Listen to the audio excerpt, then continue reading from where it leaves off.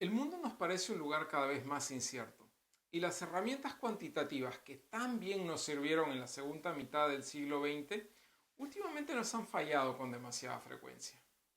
En los últimos 15 años hemos sido sorprendidos por eventos tales como la gran crisis financiera del 2008, la salida del Reino Unido de la Unión Europea, el llamado Brexit, y la elección de Donald Trump a la Casa Blanca, y en cierta medida la pandemia también, que si bien imposible de predecir, sí se pudo haber hecho un mejor trabajo en términos de manejo social.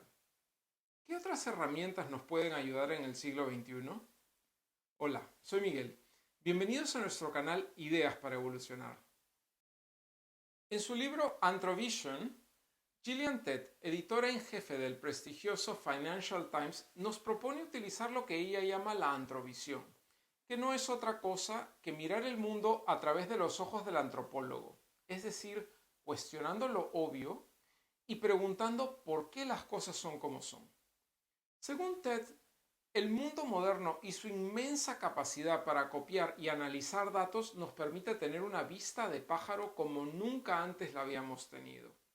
Esta vista es muy buena para decirnos con gran precisión dónde estamos o qué está sucediendo en el momento. Pero al mismo tiempo nos da una falsa sensación de seguridad. Ella propone que las herramientas cualitativas utilizadas en la antropología pueden servirnos a manera de vista de gusano, para ayudarnos a entender también a dónde vamos y por qué suceden las cosas. Un ejemplo clásico de esta vista de gusano es el caso de una empresa de seguros americana que, después de pagar muchas indemnizaciones por explosiones en almacenes de petróleo, decidió mandar a alguien a investigar.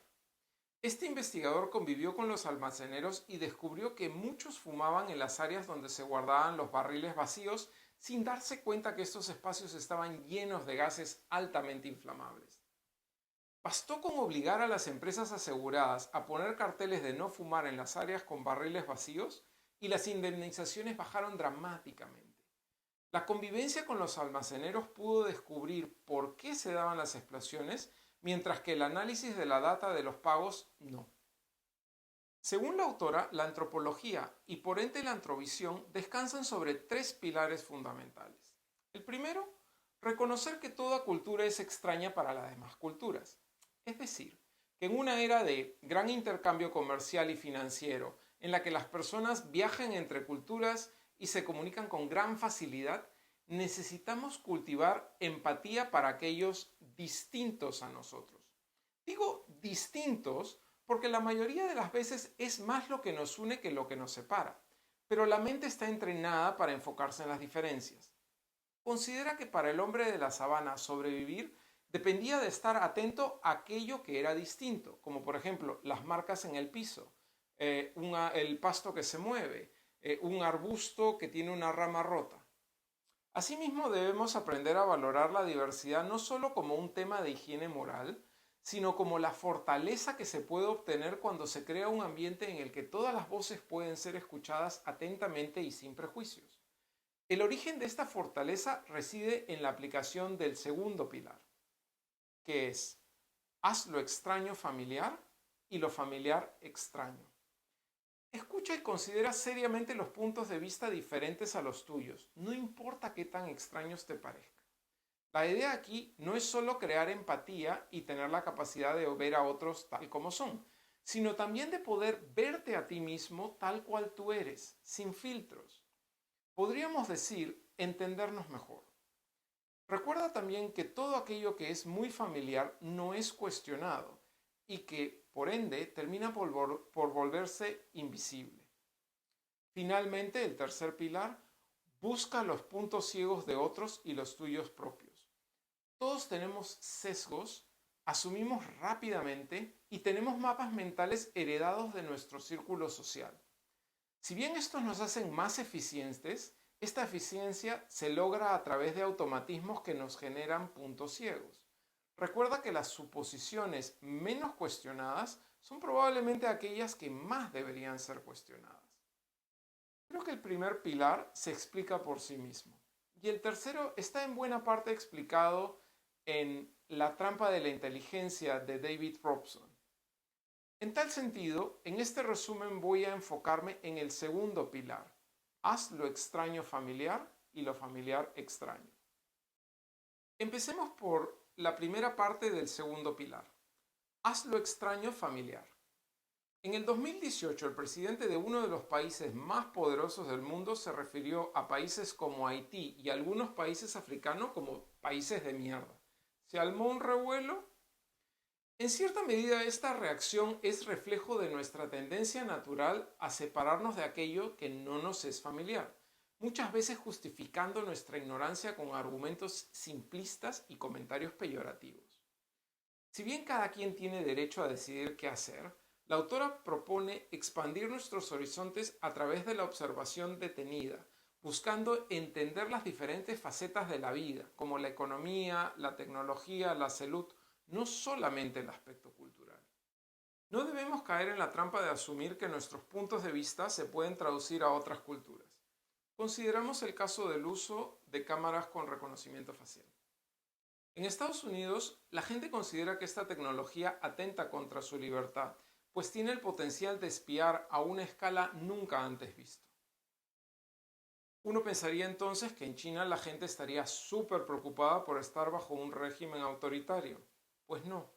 En China la gente ve beneficios en esta tecnología porque la inteligencia artificial no puede ser sobornada, algo a lo que están expuestos constantemente. Y porque muchos consideran que es mejor ser una cara que simplemente un número. ¿Qué nos dice este ejemplo? Que es muy peligroso asumir que otros comparten nuestros puntos de vista. En el pasado la antropología se lo hizo ver a las élites occidentales. Hoy sucede exactamente lo mismo con las empresas, especialmente aquellas que se expanden internacionalmente. Hay que ser conscientes de que, como seres humanos, tendemos a echarle la culpa de lo que nos pasa a otros. ¿Recuerdas cómo llamaba Trump al COVID? El virus chino. Más de uno dirá, apareció en China y por ende es chino. Bueno, no todos estaremos 100% de acuerdo. Pero, ¿y la fiebre española se originó en España? Bueno, los alemanes le llamaban la peste rusa. Y los rusos a su vez el catarro chino. ¿Por qué? Porque estamos constantemente buscando un chivo expiatorio y eso trae consecuencias negativas para todos. Sea porque somos injustamente culpados o porque no aprendemos las lecciones que nos pueden ayudar en el futuro. Durante la epidemia de Ebola en Sierra Leona, los esfuerzos por controlar esta terrible enfermedad no tuvieron resultados positivos hasta que un número de antropólogos actuaron como intermediarios entre los locales y los equipos médicos occidentales. Trabajar con los locales y no contra ellos permitió evitar millones de contagios derivados de las prácticas funerales locales. Pareciera que esta lección fue olvidada durante la pandemia del COVID, al menos parcialmente. Para la autora, lo que funcionó para ellos, es decir, trabajar con la población, no se aplicó con nosotros al momento de diseñar y comunicar la estrategia para combatir esta enfermedad. En resumen, si evitamos nuestra tendencia natural a separarnos de aquello que no nos es familiar, evitamos caer en la trampa de asumir que nuestros puntos de vista pueden ser traducidos a otras culturas, evitamos echarle la culpa de lo que nos pasa a otros y cuando estamos fuera de nuestro contexto, trabajamos con los locales y no contra ellos, podemos beneficiarnos enormemente al hacer lo extraño familiar, ya que esto nos permitirá ganar una nueva perspectiva. Hacerlo familiar extraño. Imagina la siguiente situación. Dos peces nadan tranquilamente y se cruzan con un tercer pez que les dice, buenos días muchachos, ¿cómo encuentran el agua hoy? Dos peces se miran el uno al otro y uno le pregunta, ¿agua? ¿A qué se refiere con agua? En verdad, un pez sería el último en reconocer el agua porque le es tan familiar. ¿Has escuchado la expresión, ahí donde todos piensan lo mismo, nadie piensa realmente? Una de las frases favoritas de una antigua jefa mía. La autora reconoce que en su trayectoria como periodista ha encontrado grupos que forman su pequeña villa y elaboran su propio mito de la creación. Dos ejemplos claros fueron, el primero, los financieros antes de la gran crisis del 2008. Este grupo hablaba mucho acerca de sus creaciones como el Credit Default Swap y el Collateralized Debt Obligation, utilizando acrónimos CDS, CDO, términos que casi nadie fuera del grupo entendían. Además, este grupo estaba sumamente convencido que eran una fuerza para el bien, mejorando la capacidad para repartir el riesgo y haciendo así más estable el mercado financiero. Este era su mito de la creación. El segundo grupo, los ingenieros informáticos antes de la elección de Trump en el 2016. Estos ingenieros que crearon, entre otras cosas, los medios sociales, forman un grupo bastante cerrado. Muchos viven en Estados Unidos, específicamente en Silicon Valley, la villa. Su mito de la creación era que ellos le habían dado una voz al ciudadano de a pie y estaban convencidos que los medios sociales harían el proceso político más democrático. Y bueno, como ya sabemos, Cambridge Analytica utilizó la data de los ciudadanos acopiados por los medios sociales para darle una ventaja a quien estuviera dispuesto a pagar por sus servicios, en este caso Trump. ¿Cómo pudieron ambos grupos dejar de ver lo que estaba pasando? Fácil, porque todo era familiar para ellos. Ambos grupos estaban tan convencidos de lo que estaban haciendo estaba bien que pocos cuestionaban lo que estaba pasando. Es así que a veces vale la pena preguntarse, si viniera un extraterrestre y viera lo que está sucediendo aquí, ¿qué pensaría? ¿Qué le llamaría la atención? Pensar así puede darte una valiosa perspectiva. Es cierto que al tratar con personas de otras culturas, nuestro riesgo de vernos en un malentendido es alto. Pero no somos conscientes de que muy a menudo los malentendidos se dan con personas con las que compartimos cultura. ¿Por qué? Justamente porque creemos que estamos entendiendo a la otra persona. Pongamos un ejemplo. Dos personas de culturas diferentes acuerdan juntarse a las 2 de la tarde. Uno llega 5 minutos antes y el otro media hora después. Ambos podrían considerar su comportamiento perfectamente aceptable según las normas de puntualidad de su cultura. Ahora, considera la diferencia entre lo que significa mucho tiempo para tres personas de una misma cultura. El primero un biólogo molecular, el segundo un diseñador de semiconductores y el tercero un geólogo. ¿En cuál de los dos casos crees que habrá mayor discrepancia? Creo que es importante mencionar aquí que los psicólogos occidentales hacen sus investigaciones acerca de nuestro comportamiento en los sujetos más cercanos y disponibles que tienen. Es decir, estudiantes y gente denominada en inglés como weird o extraños, que viene del hecho que son western, occidentales, educated, educados, individualistic, individualistas, rich, ricos, y democratic, es decir, que viven en sociedades democráticas. Cuando estas investigaciones son hechas por una segunda vez, digamos, en niños mapuches en Chile, no es de extrañar que se pueda obtener resultados diferentes o inclusive contradictorios. Es por esta razón que hay que tener cuidado con lo que aprendemos. Ojo, inclusive en este canal.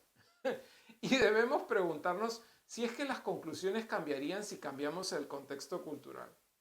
Pongamos un ejemplo sencillo. Cuando alguien te pregunta, ¿quién es usted? Probablemente responderás hablando de tu trabajo, tu educación o tu nacionalidad.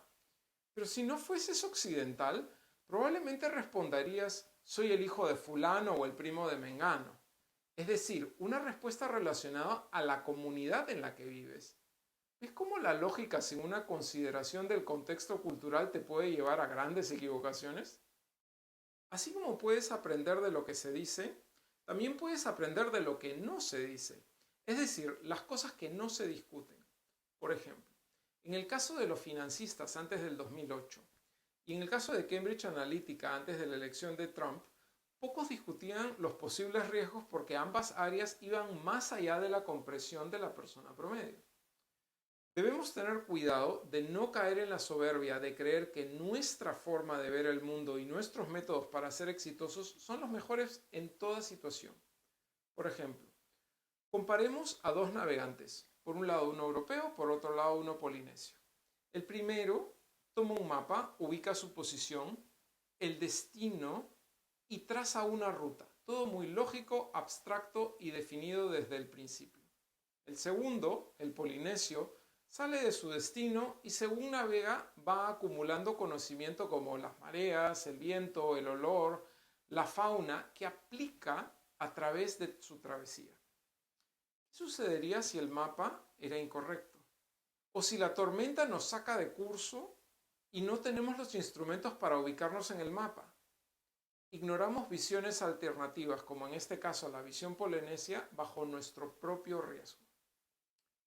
En resumen, estate particularmente alerta cuando veas a grupos que forman su pequeña villa y elaboran su mito de la creación con poco escrutinio de aquellos fuera del grupo. Recuerda que los malentendidos también se dan con personas con las que compartes culturas. Muchas veces las conclusiones cambian si cambias el contexto cultural. Recuerda que no solo se aprende de aquello que se dice, sino también de aquello que no se dice, sea porque las cosas se toman por obvias y se olvidan, o porque no se entienden bien y se dejan a un lado. Podemos beneficiarnos enormemente al hacer lo familiar extraño. Esto también nos permitirá ganar una nueva perspectiva. Para cerrar, la autora nos dice que hay quien, con cierta razón, ve la antropología con recelo, pues desde sus orígenes en la antigua Grecia, la antropología ha sido utilizada por las élites europeas y norteamericanas como una herramienta para descubrir cómo conquistar y controlar las poblaciones que iban encontrando según expandían sus imperios. Esta no es la antropología que se propone, sino la que nace con Franz Boas, quien a principios del siglo XX escribe en La mente del hombre primitivo que los occidentales no tienen ningún derecho a considerar otras culturas como primitivas o inferiores. Con él nace lo que podemos llamar la antropología moderna, basada en observar siendo un participante, siendo un insider-outsider, es decir, estás adentro pero igual sigues siendo tú mismo, con la capacidad de entender las funciones detrás de la cultura y sus ritos. Para la autora, la antropología moderna y su observación sin prejuicios puede ser el antídoto a considerarse mejor que los demás, el enemigo del odio y la vacuna para contrarrestar la retórica de los demagogos. Bueno, hasta aquí el resumen. Si te gustan los libros con muchos casos de la vida real, los negocios, la política, este libro es definitivamente para ti. Eso si te sientes cómodo leyendo en inglés, porque hasta donde entiendo el libro aún no ha sido traducido. Me encanta del libro su llamado a ir más allá de lo que el frío análisis cuantitativo nos ofrece, recordando que la vista de pájaro y la vista de gusano combinadas nos pueden dar una perspectiva mucho más completa. Para ello, hacer lo extraño familiar y lo familiar extraño nos puede ayudar a mantenernos alerta a posibilidades que podrían estar totalmente desapercibidas. Como siempre, si te ha gustado el resumen, te agradeceré enormemente que le des un me gusta. Si quieres recibir una notificación cuando cuelgue el siguiente video, suscríbete y dale clic a la campanita. Ambos me ayudan a difundir estas ideas. Tus comentarios son siempre bien recibidos y buscaré contestarte lo antes posible para así poder aprender juntos unos de otros. Nos vemos pronto para explorar juntos más ideas para evolucionar.